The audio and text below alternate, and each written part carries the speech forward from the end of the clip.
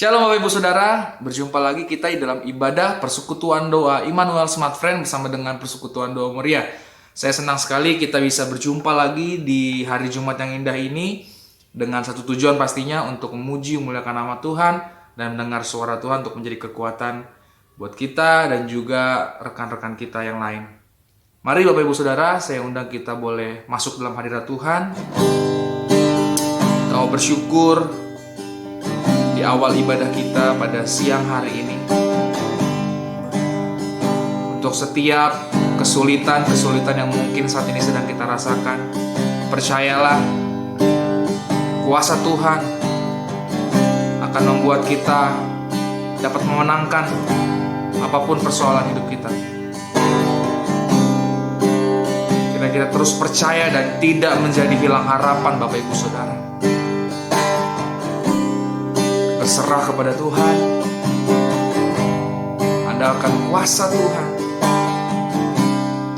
maka Tuhan akan bertindak.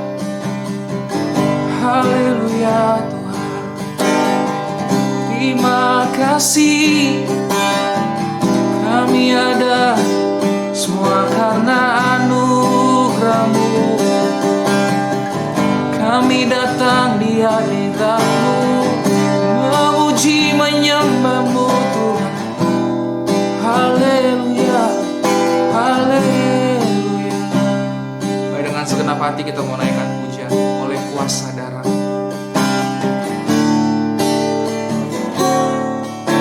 Saat ku masuk ke hadirat, bawa persembahan ke tempat kudus-Mu.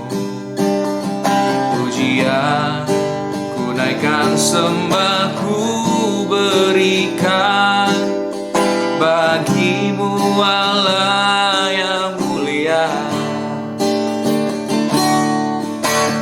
Kau layakkan ku menghampiri-Mu, melihat tata kemuliaan-Mu Tuhan. Pujian ku naikkan, sembah ku berikan bagi-Mu Allah yang mulia. Oleh kuasa darah-Mu Kau telah tebus dosaku.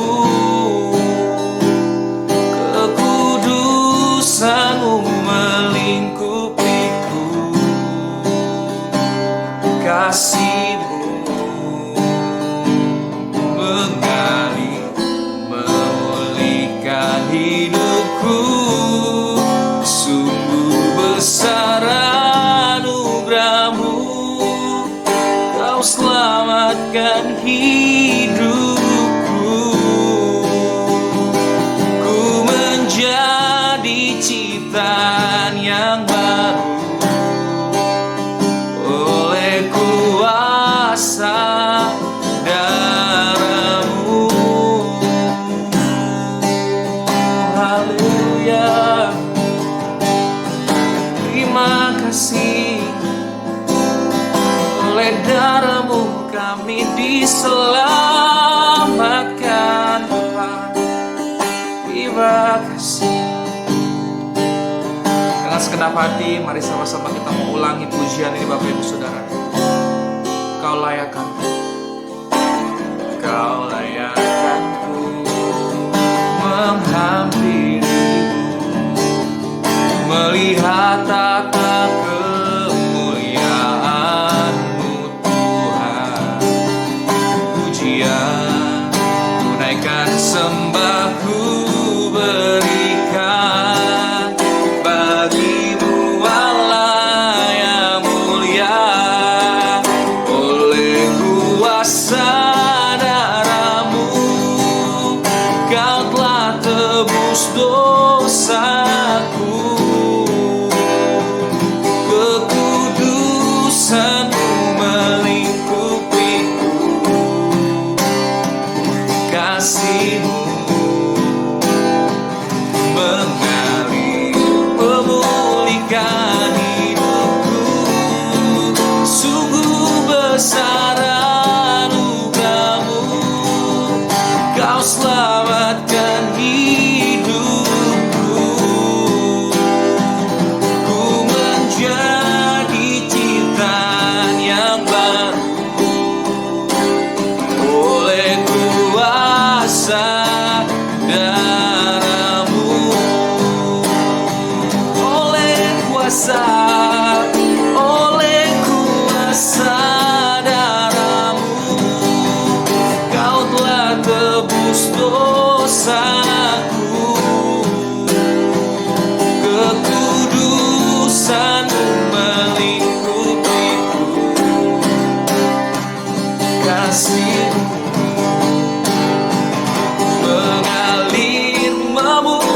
menyelamatkan hidupku.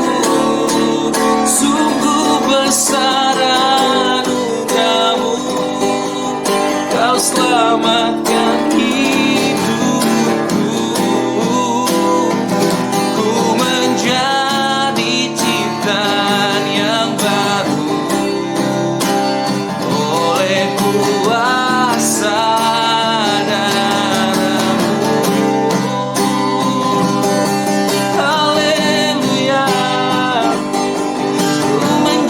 ciptaan baru karena kuasa darah-Mu. Haleluya, terima kasih Tuhan. Yesus Kau yang terindah, Yesus Kau yang terbaik. Terima kasih Tuhan buat penyertaan-Mu, tak pernah sekalipun ditinggalkan. Haleluya, Kau korbankan nyawa-Mu untuk menyelamatkan kami, Tuhan. Tuhan Yesus, terima kasih untuk penyertaan, untuk setiap pengorbanan yang Kau lakukan untuk kami, Tuhan. Sungguh kami terpesona ya Tuhan Yesus.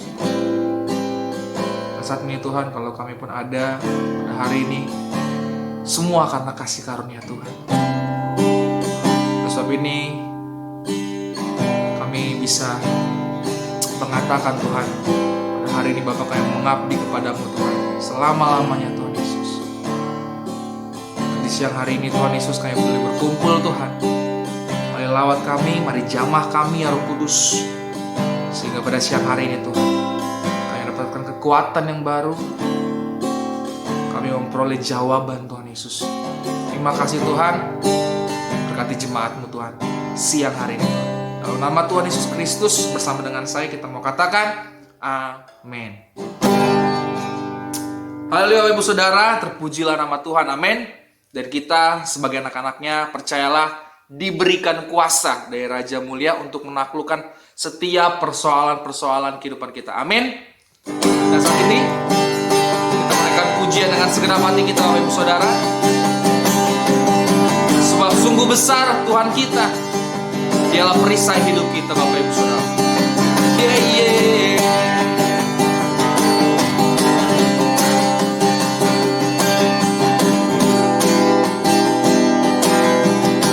Ku diberi kuasa, ku diberi kuasa Raja Mulia, menaklukkan musuh di bawah kakiku. Pakai kuasa Raja Mulia, bila Allah ada bersamaku, siapa jadi lawanku? Ku diberi kuasa, diberi kuasa Raja Mulia, menaklukkan musuh di bawah kakiku. Pakai kuasa dari Raja Mulia, bila Allah ada bersamaku, siapa jadi lawanku? Sungguh besar Kau Tuhanku, Engkau perisai hidupku. Ku berdiri dengan iman dalam Yesus Tuhan. Kau yang memberi kemenangan, ku bersorak merayakan. Terpujilah Kau Raja segala raja.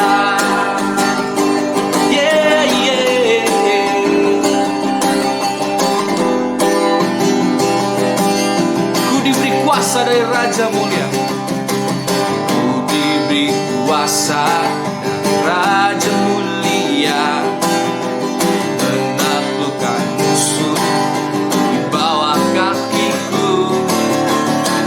Pakai kuasa dari Raja Mulia, bila Allah ada bersamaku, siapa jadi? Bila Allah ada bersamaku, siapa jadi?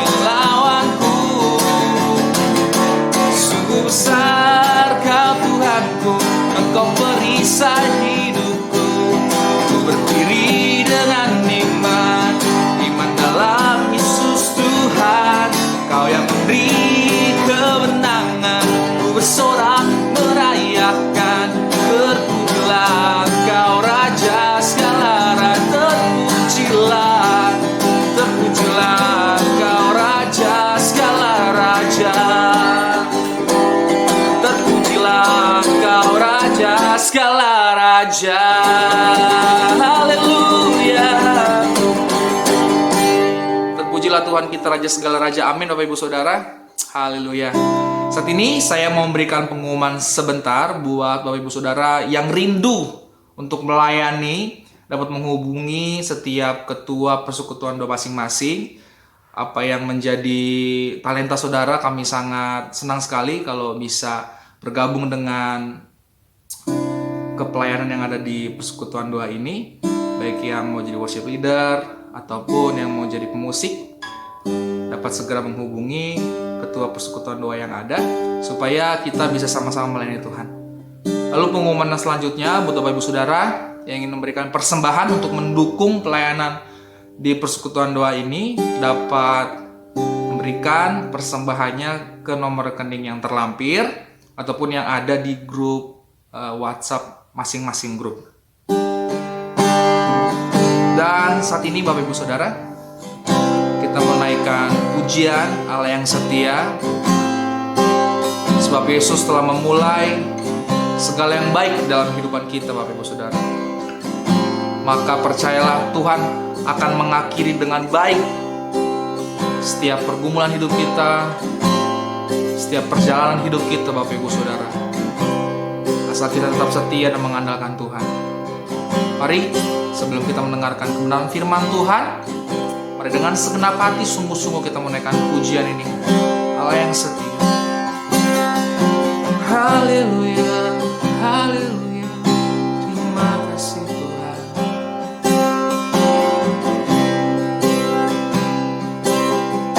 Yesus, Kau telah memulai. Yesus, Kau telah memulai segala yang baik dalamku. Engkau menjadikanku serupa gambaranmu dan berharga di matamu. Yesus, Kau telah memulai karya yang mulia, karya yang mulia dalamku. Kau berikan hidupmu sebagai ganti dosaku, karena kasih-Mu padaku. Sekarang ku memuji-Mu, Allah yang mulia, yang tak pernah meninggalkan perbuatan tangan-Mu. Sekarang ku menyembah-Mu, Allah yang mulia, sempurnakan segenap hidupku agar indah bagi-Mu. Yesus, Kau telah memulai. Yesus, Kau telah memulai karya yang mulia dalamku. Kau berikan hidupmu sebagai ganti dosaku, karena kasih-Mu padaku. Sekarang ku memuji, sekarang ku memuji-Mu, Allah yang setia, yang tak pernah meninggalkan perbuatan tangan-Mu. Sekarang ku menyembah-Mu, Allah yang mulia, sempurnakan segenap hidup. agar indah bagi. Sekarang ku memuji, sekarang ku memuji-Mu, Allah yang setia, yang tak pernah meninggalkan perbuatan tangan-Mu. Sekarang ku menyembah-Mu, Allah yang mulia, sempurnakan segenap hidupku agar indah bagimu, agar indah bagimu, agar indah bagimu. Tuhan Yesus yang baik, kami sudah memuji, menyembah, dan memberikan persembahan kami Tuhan. Tiba saatnya Tuhan, kami rindu mendengar suara-Mu lewat hamba-Mu Tuhan pada siang hari ini. Mari penuhi kami, mari puaskan kami Tuhan Yesus. Kami haus dan lapar Tuhan akan firman-Mu. Biar kami boleh dikenyangkan, kami mendapatkan kekuatan baru untuk melewati setiap apapun musim hidup kami, untuk melewati setiap pergumulan hidup kami. Kami imani, kami percaya bersama-Mu Tuhan Yesus.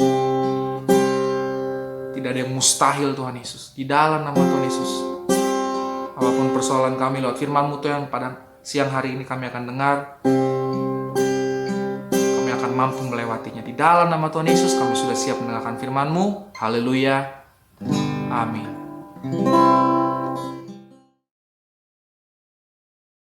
Selamat pagi, saya ucapkan kepada Bapak, Ibu, dan saudara-saudari sekalian yang dikasihi oleh Tuhan. Khususnya Bapak, Ibu, saudara-saudari yang berada di Persekutuan Doa Muria Sinar Mas dan Persekutuan Doa Immanuel Smart Friend. Saya berterima kasih untuk undangan yang diberikan bagi saya untuk menyampaikan firman Tuhan pada hari ini. Sebelum saya menyampaikan kebenaran firman Tuhan, kita akan berdoa terlebih dahulu. Bapa Surgawi, kami mau mendengarkan kebenaran firman-Mu. Ungkapkanlah isi hati-Mu kepada kami saat ini, dan biarlah kebenaran firman-Mu yang akan kami dengar boleh menjadi sesuatu yang indah bagi hidup kami, dan kami dapat menjalani apa yang menjadi kehendak Tuhan bagi hidup kami, dan melalui hidup kami dapat memuliakan nama Tuhan. Dalam nama Tuhan Yesus, kami sudah berdoa. Haleluya. Amin. Amin. Hari ini saya akan menyampaikan firman Tuhan dari Mazmur Pasal 23. Mazmur ini sudah menjadi pasal favorit bagi banyak anak-anak Tuhan di seluruh dunia. Izinkan saya untuk memberi judul khotbah saya yang saya kutip dari judul pasal ini, yaitu Tuhan Gembalaku yang Baik. Mazmur ini ditulis oleh Raja Daud. Ternyata Raja Daud memiliki pengalaman sebagai seorang gembala domba, di mana domba-domba ini kepunyaan ayahnya. Di bawah pimpinan Roh Kudus, Daud menulis pasal ini dengan amat indah dan memiliki pengertian yang dalam sekali. Judul dari Mazmur pasal 23 ini dengan jelas menggambarkan pengalaman pribadi Daud yang akrab dengan Tuhan sebagai gembala yang baik hari lepas hari. Sehingga waktu kita membaca pasal ini, maka apa yang tertulis dalam pasal ini sedang menggambarkan perjalanan kita pribadi lepas pribadi sebagai domba yang dipimpin oleh seorang gembala yang baik, yaitu Tuhan Yesus sendiri. Mari kita lihat bersama-sama ayat per ayat dari Mazmur pasal 23 ini. Ayat 1 dari pasal 23 ini mengatakan, Tuhan adalah gembalaku, takkan kekurangan aku. Mungkin saudara berpikir, ya biasa saja. Daud mengucapkan hal ini karena dia adalah seorang raja. Dan seorang raja bagi bangsa Israel selama 40 tahun. Pasti Daud tidak pernah mengalami kekurangan. Tapi pengalaman Daud yang ia gambarkan di ayat 1 ini adalah waktu dia dikejar-kejar oleh Raja Saul untuk dibunuh. Daud tidak sendirian karena ada ratusan pengikutnya juga. Kadang-kadang mereka harus bersembunyi dalam gua, mereka harus melewati lembah-lembah yang gelap dan melewati padang rumput yang gersang. Selama kurang lebih 13 tahun, Daud dikejar-kejar oleh Raja Saul. Dari mana mereka bisa mendapatkan cukup makanan? Tapi dengan keyakinan yang kuat, Daud bisa berkata, Tuhan adalah gembalaku, takkan kekurangan aku. Dan buktinya kita tidak pernah baca kalau pengikut-pengikut dari Raja Daud mati kelaparan. Penjelasan dari ayat 1 dapat kita lihat di ayat 2 sampai ayat 6 dari Mazmur pasal 23. Sekarang kita akan melihat ayat 2a dari Mazmur 23 yang berkata, Ia membaringkan aku di padang rumput yang hijau. Biasanya gembala membiarkan domba-dombanya makan rumput terlebih dahulu, barulah ia membaringkan mereka di padang rumput untuk tidur. Gembala tidak memberikan makanan kepada domba-dombanya berupa porsi per porsi kepada setiap dombanya, tapi gembala yang baik membawa domba-dombanya ke padang rumput yang hijau, di mana padang rumput itu luas sehingga domba-dombanya bisa makan dengan puas sampai kenyang. Gembala juga tahu tempat yang empuk di mana domba-dombanya dapat berbaring untuk beristirahat, yaitu di padang rumput yang hijau. Rumput yang hijau itu menjadi kasur yang empuk bagi domba-dombanya untuk tidur. Sebetulnya domba-domba itu bisa saja tidur di tanah kering dan hal itu oke-oke saja. Tapi tidak dengan gembala yang baik. Ia mencari tempat yang aman, tempat yang nyaman, dan tempat yang empuk untuk domba-dombanya beristirahat. Sehingga kita baca tadi di ayat 2a, Ia membaringkan aku di padang rumput yang hijau. Setelah domba-dombanya makan rumput sampai kenyang, maka gembala membaringkan domba-dombanya satu persatu di atas rumput yang hijau dan empuk, layaknya seorang ibu yang membaringkan bayinya di tempat tidur. Gambarannya bagi kita berbicara seolah-olah Yesus berkata kepada kita, istirahatlah anakku, engkau butuh istirahat yang cukup untuk memulihkan kekuatanmu. Gembala ingin agar domba-dombanya pada waktu yang memiliki waktu yang cukup untuk beristirahat. Ini mengajarkan kepada kita bahwa malam hari adalah waktu yang tepat untuk kita beristirahat.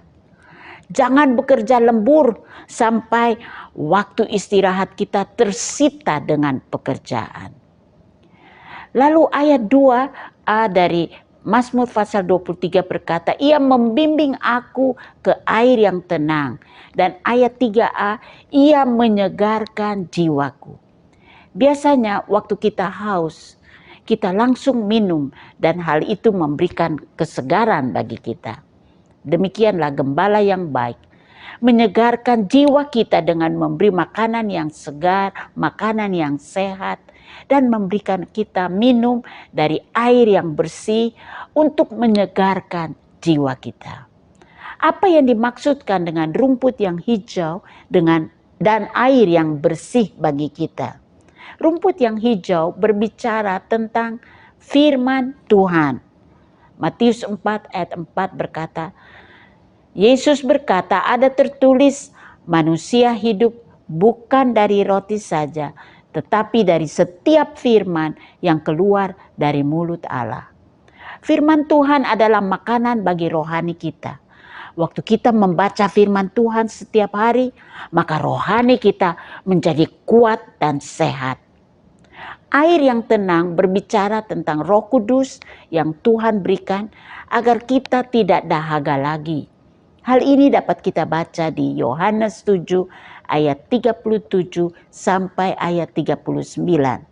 Dan pada hari terakhir, yaitu pada puncak perayaan itu, Yesus berdiri dan berseru, "Barang siapa haus, baiklah ia datang kepadaku dan minum. Barang siapa percaya kepadaku, seperti yang dikatakan oleh kitab suci, dari dalam hatinya akan mengalir aliran-aliran air hidup." Yang dimaksudkannya ialah roh yang akan diterima oleh mereka yang percaya kepadanya, sebab roh itu belum datang karena Yesus belum dimuliakan. Begitu indah perhatian gembala kepada domba-dombanya. Kita akan lompat ayat 3b dan kita akan melihat ayat 4 dari Mazmur pasal 23. "Sekalipun aku berjalan dalam lembah kekelaman, aku tidak takut bahaya, sebab Engkau besertaku. Gadamu dan tongkatmu itulah yang menghibur aku." Ini menjadi penekanan bagi khotbah saya pada hari ini. Pertama-tama kita akan melihat apa yang dimaksudkan dengan lembah kekelaman. Dalam bahasa Ibrani, lembah kekelaman juga berarti jurang. Jadi, lembah kekelaman ini sangat gelap, bahkan sangat pekat, di mana kita tidak bisa melihat apa-apa. Sampai-sampai apa yang ada di depan kita tidak bisa kita lihat. Lembah kekelaman melambangkan kesulitan dalam kehidupan, berupa sakit penyakit, masalah dalam pekerjaan atau pelayanan, atau juga masalah dalam keluarga, atau kehilangan dan kematian dari orang-orang yang kita kasihi. Pertanyaannya, mengapa setelah Tuhan memimpin domba-dombanya ke padang rumput yang hijau dan ke air yang tenang, lalu tiba-tiba di ayat 4, Tuhan membawa domba-dombanya melewati lembah kekelaman yang gelap dan pekat itu? Ternyata ada 4 alasan mengapa demikian. Alasan yang pertama, lembah kekelaman merupakan jalan yang benar yang Tuhan persiapkan untuk kita jalani demi namanya sendiri. Hal ini dapat kita baca di ayat 3b. "Ia menuntun aku di jalan yang benar oleh karena namanya." Dengan demikian, jalan menuju padang rumput yang hijau dan jalan menuju air yang tenang, serta jalan menuju lembah kekelaman adalah jalan yang benar, yang tidak salah atau tidak keliru, yang Tuhan persiapkan untuk domba-dombanya lewat. Bahkan Tuhan mempertaruhkan namanya sendiri untuk jalan-jalan yang harus dilewati oleh domba-dombanya. Pengertian yang kedua dari lembah kekelaman adalah bagian dari kehidupan yang harus terjadi pada semua orang. Dengan demikian, jangan ada yang beranggapan, "Wah, dosa apa yang sudah dibuat sampai harus mengalami lembah kekelaman?" Atau berupa musibah atau kesulitan tersebut. Lembah kekelaman atau kesulitan ini merupakan lembah di mana dengan hikmat Tuhan mengizinkan kita melewatinya. Dan Tuhan menyediakan lembah kekelaman sesuai kekuatan kita untuk menanggungnya. Pengertian yang ketiga dari lembah kekelaman adalah lembah kekelaman itu hanya berupa tempat-tempat sesaat saja. Karena padang rumput yang hijau dan air yang tenang merupakan tempat-tempat musiman. Ada saatnya di mana rumput yang hijau menjadi kering dan air yang tenang menjadi kering pada musim panas yang terik. atau di belahan bumi yang memiliki 4 musim. Itu sebabnya gembala akan menuntun domba-dombanya melewati gunung yang terjal, lembah-lembah yang gelap, dan tempat-tempat yang berbahaya yang merupakan lembah kekelaman untuk mendapatkan rumput yang hijau dan air yang tenang. Jadi, hal yang perlu diperhatikan adalah padang rumput yang hijau dan air yang tenang, serta lembah kekelaman hanya merupakan tempat-tempat yang sementara saja, bukan tempat untuk selama-lamanya. Semua ada akhirnya. Pengertian yang keempat dari lembah kekelaman, ini berarti lembah kekelaman tidak bisa diprediksi karena datangnya tiba-tiba. Itu sebabnya waktu Tuhan memimpin Anda di padang rumput yang hijau dan di air yang tenang, nikmatilah saat-saat itu, karena itu merupakan momen yang diberkati oleh Tuhan. Jangan anggap hal itu wajar-wajar saja karena kehebatan saya sehingga saya diberkati. Tapi ini adalah momen di mana Tuhan mau membuat kehidupan rohani Anda menjadi sehat dan kuat. Tempat di mana Tuhan mau menyegarkan jiwa kita. Demikian juga waktu Tuhan memimpin Anda memasuki lembah kekelaman. Nikmatilah saat-saat tersebut sebagai tempat pelatihan bagi iman saudara. Seringkali waktu Tuhan mengizinkan kita masuk lembah kekelaman, kita memiliki imajinasi yang berbeda atau berlebihan mungkin. Contoh, virus corona yang melanda dunia. Ada yang mengatakan bahwa masa pandemi ini merupakan lembah kekelaman yang secara tiba-tiba melanda dunia. Di awal dan pertengahan virus corona ini banyak orang menjadi takut terjangkit virus tersebut. Apalagi muncul varian baru, yaitu varian Delta dan akhir-akhir ini varian Omicron yang cukup menakutkan sebagian orang. Banyak orang memiliki bayang-bayang ketakutan kalau terkena virus corona ini. Hal ini bisa dimengerti karena sudah banyak yang menjadi korban virus tersebut. Sebetulnya apa yang ditakutkan? Jawabannya cuma satu, yaitu kematian. Padahal firman Tuhan berkata, kita semua akan mati dan setelah itu ada hukuman. Hukuman adalah bagi mereka yang tidak percaya kepada Tuhan Yesus sebagai juru selamat pribadinya. Tapi kematian bagi mereka yang sudah percaya Yesus merupakan satu sukacita karena bisa bertemu dengan Tuhan kekasih kita di surga. Namun karena imajinasi yang berlebihan, sehingga orang takut untuk datang beribadah ke gereja, takut untuk melakukan kegiatan-kegiatan seperti biasanya, takut jangan-jangan terjangkit virus corona dan akhirnya meninggal dunia. Anjuran pemerintah untuk kita memakai masker dan divaksin serta menjaga jarak serta mencuci tangan harus diperhatikan. Dan kalau langkah-langkah ini sudah kita lakukan, diharapkan rasa takut atau imajinasi bayang-bayang maut yang menakutkan itu bisa diatasi.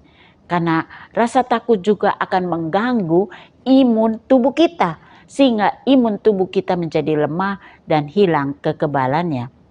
Dan yang penting, yang harus kita perhatikan, bahwa waktu kita datang ke rumah Tuhan untuk beribadah bersama-sama anak-anak Tuhan, Tuhan sudah menyediakan berkat yang khusus bagi kita.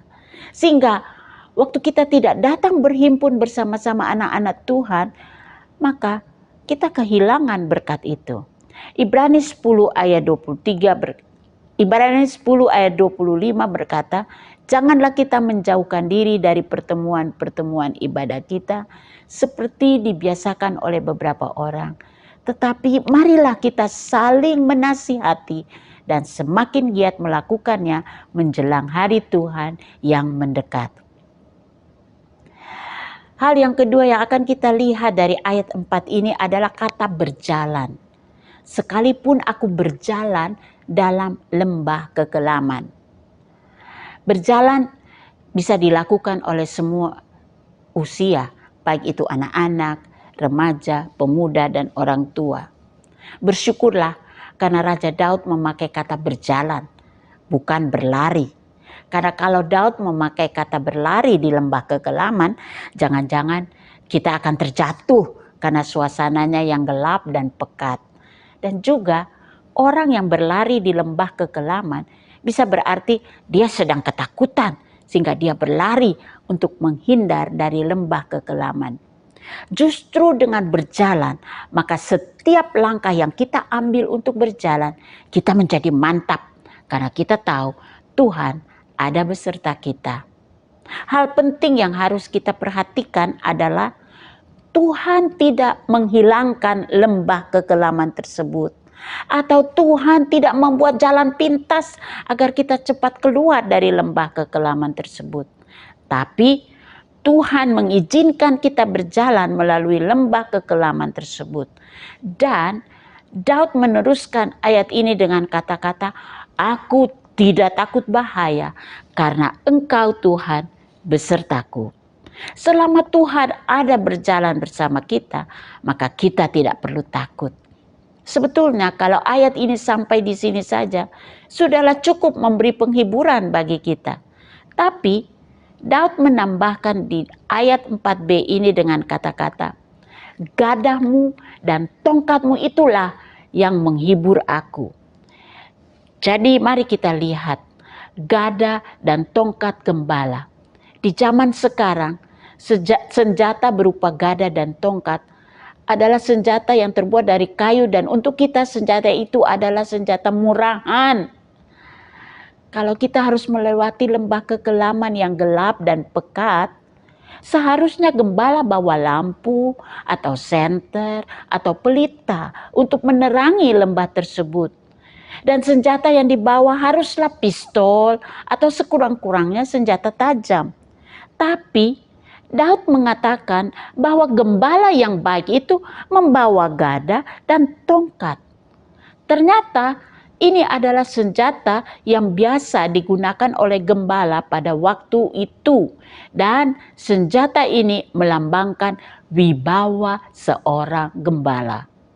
Gembala tidak perlu membawa lampu, karena kehadiran Tuhan yang adalah terang dunia akan menerangi jalan kita waktu kita memasuki lembah kekelaman yang gelap dan pekat. Gada yang dibawa gembala itu dipakai untuk menyerang atau untuk melawan dan memukul binatang buas yang coba mengganggu domba-dombanya. Tongkat dipakai untuk menghitung domba-domba pada waktu domba-domba itu lewat di bawah tongkat gembala. Dan gembala akan menyebut nama dari masing-masing domba. Kalau kita baca di Yohanes 10 ayat 3, ayat ini berkata, "Untuk Dia penjaga membuka pintu dan domba-domba mendengarkan suaranya. Dan Ia memanggil domba-dombanya masing-masing menurut namanya dan menuntunnya keluar." Hal ini memberi rasa aman karena gembala tahu nama masing-masing dombanya. Kita bersyukur karena Tuhan gembala kita yang baik selalu ingat nama kita. Bahkan Dia sering memanggil nama panggilan yang akrab waktu Dia menghitung domba-dombanya. Kegunaan yang lain dari tongkat gembala yaitu menunjuk jalan, arah mana yang harus dilewati domba-dombanya.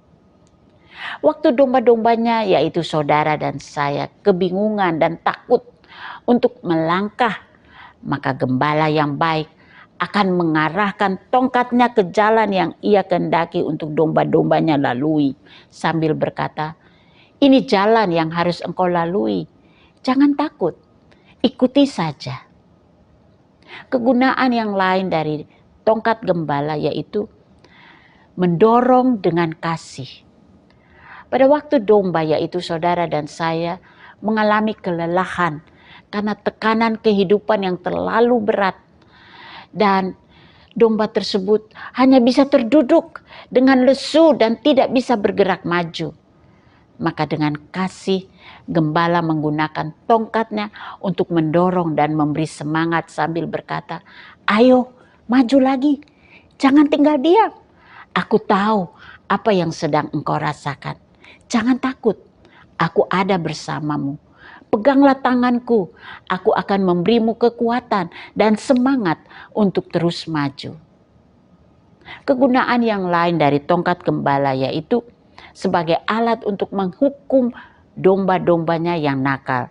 Ternyata di antara kawanan domba ada domba yang nakal juga, yang mau keluar dari kawanan domba dari gembala yang baik karena dia mau mengikuti keinginannya sendiri. Dan untuk domba yang nakal itu, gembala harus pakai tongkatnya untuk menarik kembali domba itu masuk ke dalam kawanan domba gembalaan dari gembala yang baik. Atau kadang-kadang pantat si domba yang nakal itu harus dipukul sedikit dengan tongkat gembala. Jadi gadamu dan tongkatmu memberi rasa aman, memberi rasa nyaman, serta kedua senjata ini melindungi domba-domba gembalaan dari sang gembala. Sekarang kita akan melihat 3 faedah yang kita bisa terima waktu kita melewati lembah kekelaman. Yang pertama, lembah kekelaman yang kita harus jalani untuk memurnikan iman kita. 1 Petrus 1 ayat 6 sampai 7 berkata, "Bergembiralah akan hal itu, sekalipun sekarang ini kamu seketika harus berduka cita oleh berbagai-bagai pencobaan." Maksud semuanya itu ialah untuk membuktikan kemurnian imanmu yang jauh lebih tinggi nilainya daripada emas yang fana, yang diuji kemurniannya dengan api, sehingga kamu memperoleh puji-pujian dan kemuliaan dan kehormatan pada hari Yesus Kristus menyatakan dirinya. Ada 3 kata yang perlu kita perhatikan dari ayat ini. Api. Iman kita diuji kemurniannya melebihi emas yang diuji dengan api. Api itu panas dan menyakitkan kalau itu kena ke tubuh kita. Iman kita diuji lewat lembah kekelaman ini. Iman kita tidak diuji lewat padang rumput yang hijau atau air yang tenang. Oleh sebab itu, waktu kita diizinkan Tuhan melewati lembah kekelaman, marilah kita melewatinya bersama Tuhan. Karena lembah kekelaman ini adalah tempat untuk memurnikan iman kita. Kata yang berikut yang kita lihat dari ayat tadi, berbagai-bagai pencobaan. Karena perjalanan kita di dunia ini cukup panjang, maka bukan hanya 1 kali kita diizinkan Tuhan melewati lembah kekelaman, tetapi sesuai ayat ini di ayat 6b, kita berduka cita hanya seketika, tapi oleh berbagai-bagai pencobaan. Ini berarti lembah kekelaman bukan 1 kali saja kita lewati, tetapi ada beberapa kali kita melewati lembah kekelaman. Dan kata yang kita perhatikan dari ayat ini yaitu seketika. Kamu seketika harus berduka cita oleh berbagai-bagai pencobaan. Ini berarti ada periodenya. Jadi sama halnya pada rumput yang hijau dan air yang tenang, juga lembah kekelaman ada akhirnya. Faedah yang kedua dari lembah kekelaman yaitu mendatangkan kebaikan bagi kita yang percaya. Roma 8 ayat 28, ayat yang sudah kita hafal. Kita tahu sekarang bahwa Allah turut bekerja dalam segala sesuatu untuk mendatangkan kebaikan bagi mereka yang mengasihi Dia, yaitu bagi mereka yang terpanggil sesuai dengan rencana Allah. Kita tahu sekarang Itu berarti setelah kita melewati lembah kekelaman, barulah kita ketahui ada dua hal yang kita tahu, yaitu bahwa Allah tidak membiarkan kita sendirian, tapi Ia turut bekerja dalam segala sesuatu. Dan yang kedua, lembah kekelaman yang kita jalani itu mendatangkan kebaikan bagi mereka yang mengasihi Dia. Tuhan tidak pernah merancang hal-hal yang jahat dan yang menyengsarakan domba-dombanya. Sehingga waktu kita diizinkan Tuhan untuk melewati lembah kekelaman, kita harus mencari tahu kebaikan apa yang Tuhan sediakan di balik lembah kekelaman ini. Faedah yang ketiga, kita bisa menyaksikan dan mengalami kemuliaan Allah. Yohanes 11 ayat 40, Yesus berkata kepada Marta, "Bukankah sudah kukatakan kepadamu, jikalau engkau percaya, engkau akan melihat kemuliaan Allah." Kita semua ingin melihat, bahkan mengalami kemuliaan Allah. Tapi kemuliaan Allah yang bagaimana yang Daud maksudkan dari pasal 23 ini? Kemuliaan Allah berupa pahala. Dan itu dapat kita baca di ayat 5 sampai ayat 6 dari Mazmur pasal 23. Ia menyediakan hidangan bagiku di hadapan lawanku. Engkau mengurapi kepalaku dengan minyak. Pialaku penuh melimpah. Kebajikan dan kemurahan belaka akan mengikuti aku seumur hidupku. Dan aku akan diam dalam rumah Tuhan sepanjang masa. Ini merupakan pahala yang Tuhan sediakan bagi mereka yang bisa keluar dari lembah kekelaman dengan kemenangan. Jadi ayat 5 dan 6 ini berupa pahala yang Tuhan sediakan bagi kita. Nah, Mazmur 23 ini sudah saya jelaskan. Ternyata kalau kita perhatikan di Mazmur ini, ayat-ayat dari Mazmur 23 ini berupa siklus kehidupan yang kita harus lalui. Yaitu padang rumput yang hijau, air yang tenang, lembah kekelaman, dan pahala. Siklus kehidupan ini akan terus-menerus berputar selama kita hidup di dunia ini. Sekarang bagaimana sikap kita? Selama masa pandemi ini, mungkin banyak dari kita atas kehendak Tuhan telah memasuki lembah kekelaman. Entah itu berupa sakit penyakit, entah itu berupa usaha atau bisnis yang mengalami masalah, entah itu berupa kehilangan orang-orang yang kita kasihi karena dipanggil pulang oleh Tuhan ke rumah Bapa di surga. Semuanya terjadi begitu mendadak tanpa pemberitahuan terlebih dahulu. Saya sendiri mengalami lembah kekelaman di bulan Mei yang lalu, di mana tanggal 30 April pada sore hari tiba-tiba perut saya menjadi sakit, dan sakit itu begitu luar biasa disertai mual dan muntah-muntah. Sepanjang malam saya tidak bisa tidur karena itu sakit sekali. Dan besoknya di hari Minggu saya dibawa ke rumah sakit. Dan waktu saya diperiksa darah, ternyata leukosit saya, butir-butir darah putih saya berjumlah 31.000. Padahal normalnya yaitu 8.000. Berarti dalam tubuh saya ada infeksi yang cukup tinggi. Tapi karena tanggal 2 dan tanggal 3 Mei adalah hari raya Idul Fitri sehingga dokter tidak praktek. Pada tanggal 4 dan tanggal 5 barulah saya di USG. Dan waktu di USG ketahuan di belakang rahim saya ada kantong yang seukuran 8 cm yang berisi nanah dan cairan yang lain. Sehingga dokter berkata, "Ibu, ini harus dioperasi." Karena selama 3 minggu saya diberikan obat antibiotik, memang leukosit saya menjadi turun 13.000, tapi belum sampai normal.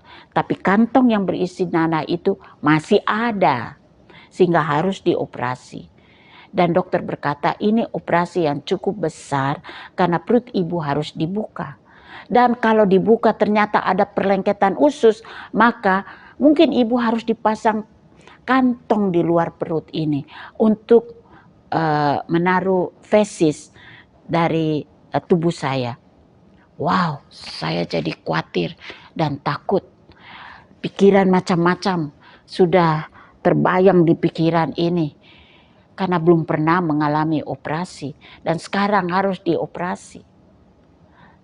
Dan waktu saya dibawa masuk tanggal 21 Mei di ruangan operasi dan suster tanya, ibu bisa jalan ke meja operasi itu? Saya bilang, oke, saya bisa jalan. Dan saya berjalan. Tapi saya ingat ayat 4 dari Mazmur 23. Walaupun aku berjalan dalam lembah kekelaman, aku tidak takut bahaya. Engkau, Tuhan, besertaku.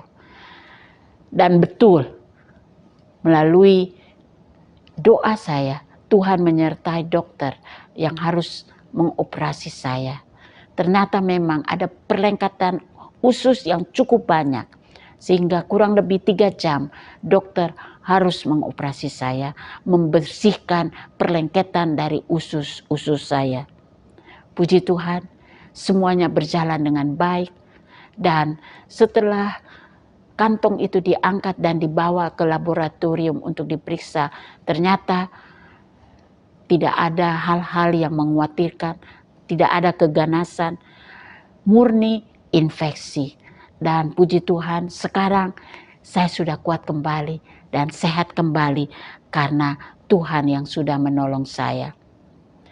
Jadi bagi saudara yang saat ini mungkin sedang melangkah masuk dalam lembah kekelaman, firman Tuhan berkata, jangan takut. Karena Tuhan selalu ada bersama kita. Ia tidak pernah meninggalkan kita. Ibrani 13 ayat 5b berkata, aku sekali-kali tidak akan membiarkan engkau. Dan aku sekali-kali tidak akan meninggalkan engkau. Bagi saudara yang sedang berada di tengah lembah kekelaman, di mana saudara belum keluar dari lembah kekelaman. Mungkin saudara bertanya, berapa lama lagi Tuhan Engkau izinkan saya berada di tengah lembah kekelaman ini? Ingat Ayub, di mana Tuhan izinkan Ayub berada di tengah lembah kekelaman melalui musibah-musibah yang amat fatal terjadi dalam hidupnya. Dan sebanyak 42 pasal cerita tentang Ayub yang berada di lembah kekelaman. Pasti waktu yang cukup lama. Ayub diombang-ambingkan dengan ucapan-ucapan dari ketiga temannya. Tapi pada akhirnya Tuhan memulihkan keadaan Ayub. Oleh sebab itu, firman Tuhan menganjurkan kepada saudara yang sedang berada di tengah lembah kekelaman, jangan patah semangat. Berpeganglah pada tangan gembala yang kuat. Karena ia akan menyertai saudara sampai saudara bisa menyelesaikan perjalanan lembah kekelaman saudara. Mazmur 138 sebagai ayat penutup berkata, Tuhan akan menyelesaikannya bagiku. Ya Tuhan, kasih setiamu untuk selama-lamanya. Janganlah kau tinggalkan perbuatan tanganmu. Kiranya melalui khotbah ini, saudara dan saya bisa dikuatkan untuk terus maju walaupun harus melewati lembah kekelaman. Tuhan selalu ada menyertai kita semua. Marilah kita berdoa. Tuhan Yesus, terima kasih untuk kebenaran firman-Mu yang sudah kami dengar. Terima kasih ya Tuhan, karena melalui Mazmur pasal 23 ini, kami diingatkan kembali bahwa Tuhan tidak pernah meninggalkan kami. Bahkan Tuhan yang akan menyelesaikan perjalanan walaupun harus melewati lembah kekelaman. Terima kasih ya Tuhan, karena Engkau selalu menyertai kami, gembala yang baik. Engkau menyertai kami dengan tongkat dan gadahmu yang selalu memberikan penghiburan bagi kami. Kiranya melalui kebenaran firman Tuhan ini, Engkau akan memberkati saudara-saudara kami yang sedang bekerja saat ini, ataupun yang sedang mengalami lembah kekelaman, Tuhan kuatkan mereka dan terus memberikan pada mereka semangat untuk terus maju. Dan akhirnya pasti Tuhan akan membawa mereka melewati lembah kekelaman, dan Engkau sendirilah yang akan menyelesaikan perjalanan hidup kami. Terima kasih ya Tuhan. Dan marilah saya mengajak Bapak Ibu saudara-saudari sekalian untuk mengangkat tangan, dan saya akan mengucapkan ucapan berkat bagi saudara-saudari sekalian. Kiranya anugerah dari Allah Bapa, kasih sayang dari Tuhan Yesus Kristus, serta kekuatan dari kuasa Roh-Nya yang kudus itu akan terus menyertai kita semua mulai hari ini sampai Maranatha, Tuhan Yesus akan datang kembali. Dan semua yang percaya katakan amin, amin.